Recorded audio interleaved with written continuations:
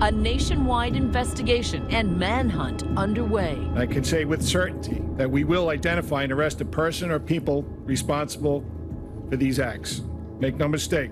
In search of the bomb maker and those who may have mailed them, 10 separate packages containing suspected explosive devices, all addressed to prominent critics of President Trump, from New York to Los Angeles, Florida to Washington, D.C. and Delaware. It's absolutely terrorism because it's an effort to use violence to make a political impact. That's the definition of terrorism.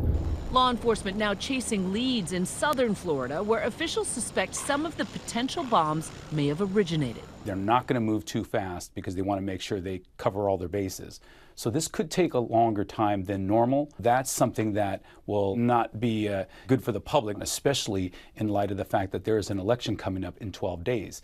And everybody wants to know who did this. Early this morning in New York City, a suspicious package intercepted. This one addressed to actor Robert De Niro. At approximately 6:30 a.m., the NYPD bomb squad removed a device from the offices of Robert De Niro in the Tribeca neighborhood. I get a level 1 suspicious package. Before sunrise, a bomb containment vehicle whisked away a suspected pipe bomb to a secure facility. It turns out the man hired to go through De Niro's mail is a retired NYPD detective and had seen the other packages on the news. The package targeting De Niro shared the same characteristics as the others: 6 American postage stamps on padded yellow envelope. Remember, at this year's Tony Awards, De Niro took aim at the president. It's no longer down with Trump, it's Trump. At the time, the president responding, calling De Niro a very low IQ individual. Too many shots to the head by real boxers, he said. And federal investigators now believe all 10 packages went through the U.S. postal system, leaving postal employees now hypervigilant. We have over 600,000 postal employees out there right now, so we have their eyes and ears looking for these packages.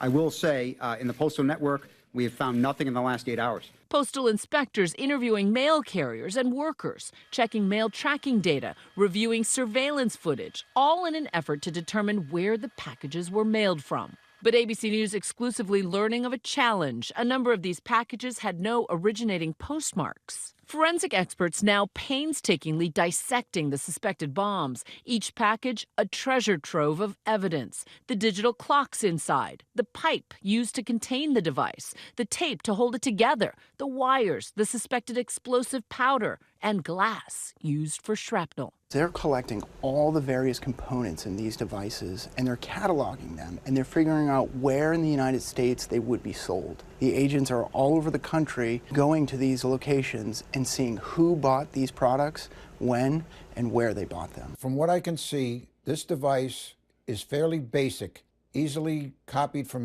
many of the manuals in the libraries and/or online. People can say they're crude, but if they function properly and kill, maim, or injure someone, then they are certainly a viable infernal machine.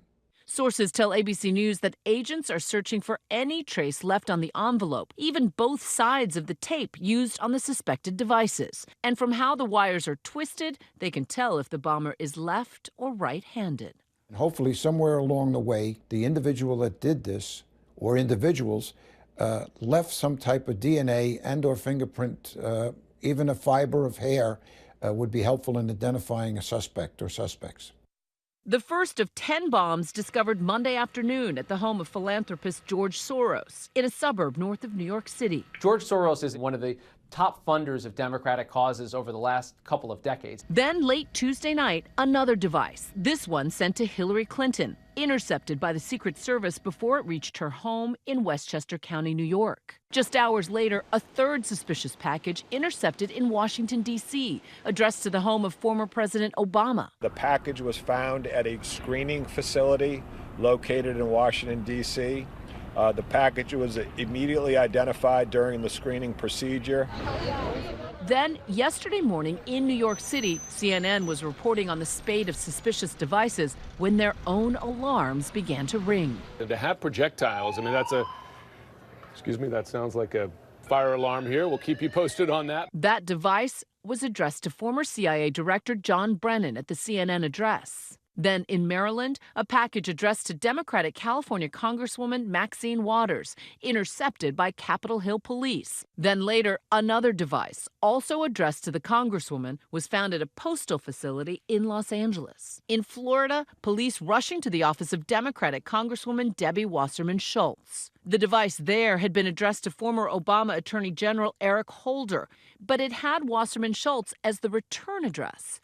Authorities do not believe Wasserman Schultz was the actual sender or associated in any way, according to our sources. Wasserman Schultz issuing a statement saying, "This appalling attack on our democracy must be vigorously prosecuted, and I am deeply disturbed by the way my name was used." Then last night, 2 packages addressed to former Vice President Joe Biden. Both were intercepted at postal facilities in Delaware. And this morning, the 10th and latest package addressed to De Niro. Meanwhile, across the country tonight, a renewed debate over political rhetoric going too far.